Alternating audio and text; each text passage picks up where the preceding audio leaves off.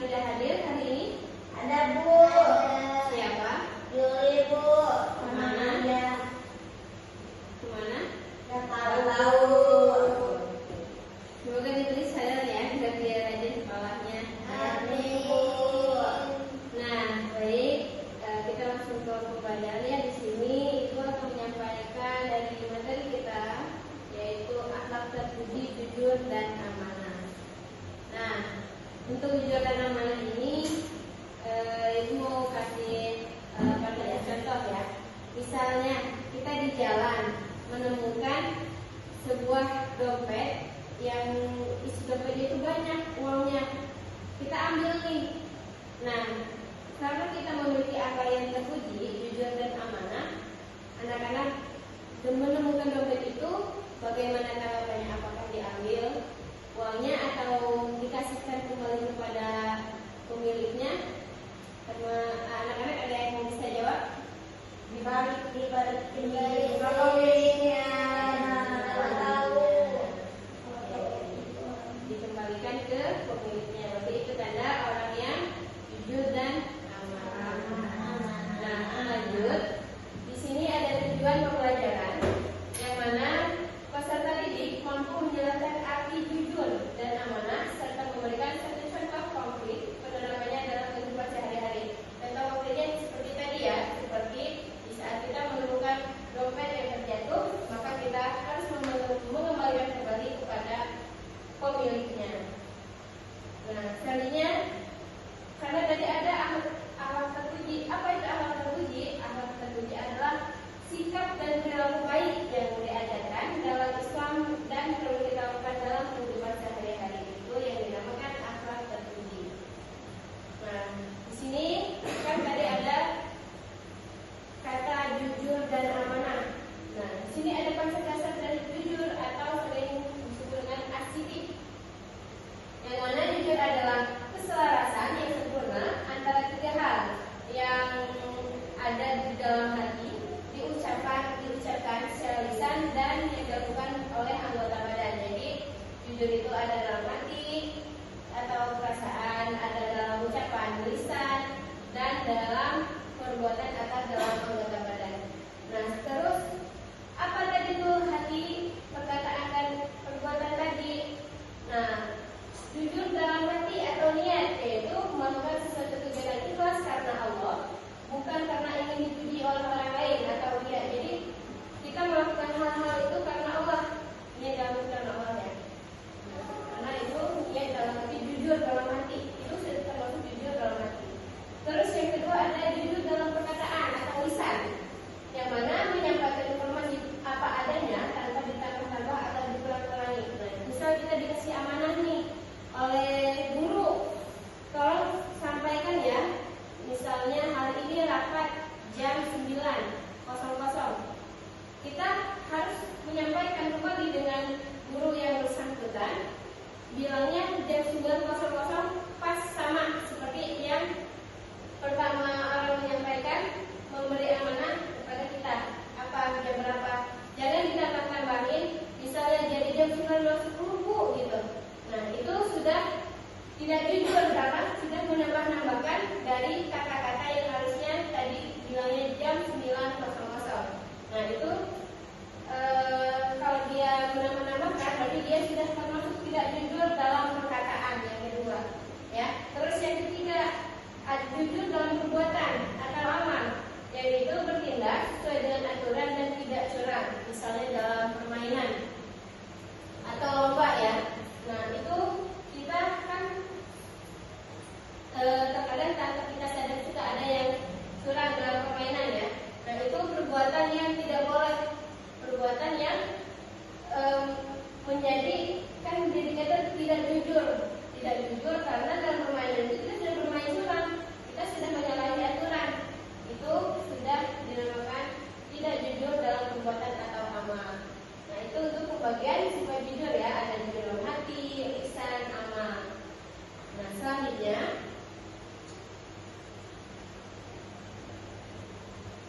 ada amanah. Tadi udah jujur, sekarang konsep dasar adalah amanah. Amanah itu apa sih?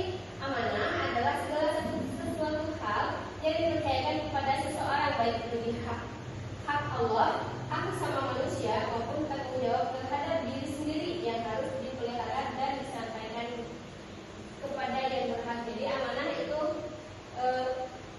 segala sesuatu yang dipercayakan kepada orang. Misalnya orang seperti tadi perkataan yang tadi itu kan amanah, secara tidak langsung itu adalah amanah, dan kita menyampaikan dengan orang lain itu tidak ditambah-tambah, itu adalah jujurnya. Nah, di sini ada 3 macam juga seperti jujur. Ada 3 macam dalam amanah. Yang pertama amanah kepada Allah Subhanahu Wa Taala, yang mana menjalankan perintahnya seperti sholat, puasa dan menjauhi larangannya. Nah, di saat kita menjalankan perintah Allah itu sama dengan kita menjalankan amanah dari Allah. Di saat kita menjalankan perintah kewajiban yang Allah laksanakan, yang Allah perintahkan. Nah, apa manfaat dari kita melaksanakan perintah Allah? Tubuh dan umur kita, mengapa kita melaksanakan itu? Karena tubuh dan umur kita adalah titipan dari Allah. Jadi kita ini adalah amanah dari Allah. Terus Allah memberikan perintah untuk menjalankan seperti sholat dan puasa. Saat kita tidak melaksanakan itu, maka tidak ke tahap 1 kita tidak amanah kepada Allah. Terus yang kedua, ada amanah kepada sesama manusia, yang mana menjaga rahasia teman, mengembalikan barang pinjaman tepat waktu, atau menyampaikan pesan titipan dari orang lain tanpa cacat. Nah, itu seperti contoh yang terakhir di jujur ya. Dia mendapatkan amanah dari sesama manusia seperti dari dulu tadi, yang menyampaikan rapat jam berapa sampai jam berapa tanpa ditambah-tambahi dan tidak dikurang-kurangi. Itu kalau penitipan barang atau pesan yang tanpa cacat, jadi tidak ditambah-tambahi, tidak dikurang-kurangi. Terus misalnya ada teman nih punya rahasia, bilang ketika diam ya, jangan dibilang-bilang ke orang lain. Nah, itu kita jangan mengumbar-umbarkan kepada orang lain, karena itu adalah satu amanah yang ada dari sesama manusia. Di saat kita mau bilang kepada orang lain bahwa itu adalah rahasia teman kita dan bilang kepada teman yang lain, itu kita sudah mengingkari amanah kepada sesama manusia. Manfaat dari kita melaksanakan perintah Allah, tubuh dan umur kita, mengapa kita melaksanakan itu? Karena tubuh dan umur kita adalah titipan dari Allah. Jadi kita ini adalah amanah dari Allah. Terus Allah memberikan perintah untuk menjalankan seperti sholat dan puasa. Saat kita tidak melaksanakan itu, maka tidak ke tahap 1 kita tidak amanah kepada Allah. Terus yang kedua, ada amanah kepada sesama manusia, yang mana menjaga rahasia teman, mengembalikan barang pinjaman tepat waktu, atau menyampaikan pesan titipan dari orang lain tanpa cacat. Nah, itu seperti contoh yang terakhir di jujur ya. Dia mendapatkan amanah dari sesama manusia seperti dari dulu tadi, yang menyampaikan rapat jam berapa sampai jam berapa tanpa ditambah-tambahi dan tidak dikurang-kurangi. Itu kalau penitipan barang atau pesan yang tanpa cacat, jadi tidak ditambah-tambah, tidak dikurang-kurangi. Terus misalnya ada teman nih punya rahasia, bilang ketika diam ya, jangan dibilang-bilang ke orang lain. Nah, itu kita jangan mengumbar-umbarkan kepada orang lain, karena itu adalah satu amanah yang ada dari sesama manusia. Di saat kita mau bilang kepada orang lain bahwa itu adalah rahasia teman kita dan bilang kepada teman yang lain, itu kita sudah mengingkari amanah kepada sesama manusia. Terus yang terakhir ada amanah kepada diri sendiri. Nah, kita sudah amanah kepada Allah, sudah ada amanah dari sesama manusia. Yang terakhir kita ada amanah kepada diri sendiri. Kepada diri sendiri itu kita ada amanah, yaitu apa? Menjaga kesehatan, menggunakan waktu untuk belajar dan menjaga kehormatan diri. Jadi dengan kita menjaga kesehatan, menggunakan waktu untuk belajar serta menjaga kehormatan diri, itu adalah amanah bagi diri kita sendiri. Nah, itu ya macam-macam dari amanah. Amanah kepada Allah, amanah kepada sesama manusia, dan amanah kepada diri sendiri. Nah, di sini ada contoh penyerapan dari jujur dan amanah. Sekarang contoh penerapannya di jujur. Contoh, kalau kita melakukan hal-hal jujur di sekolah, misal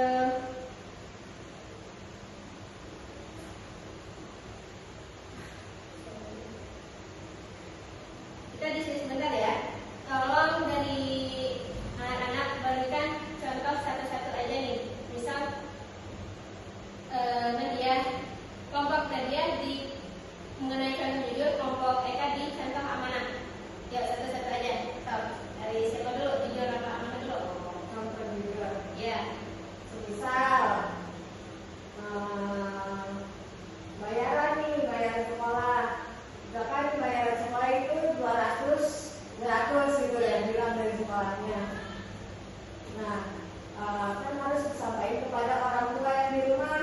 Ya. Jadi sebagai aku yang sebagai siswanya harus menyampaikan sesuai apa yang disampaikan dari orang lain gitu. Jadi bilang ke orang tuanya itu 200. Jadi kita berkata jujur, tidak ngomong kayak ibu bayaran 500, bayar 300, itu kan sama aja tidak berkata jujur bu.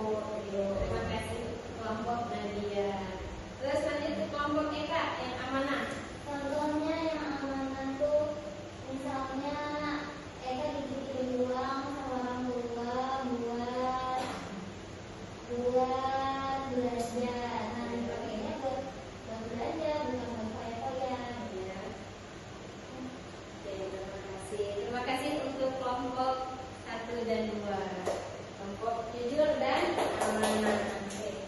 Nah, karena sudah selesai ya kata materi kita mengenai hikmah mengenai jujur dan amanah. Terus karena bersikap jujur dan amanah ini adalah tanggung jawab dari kita sebagai umat Islam. Jadi jangan pernah meninggalkan jujur amanah, karena itu jujur dan amanah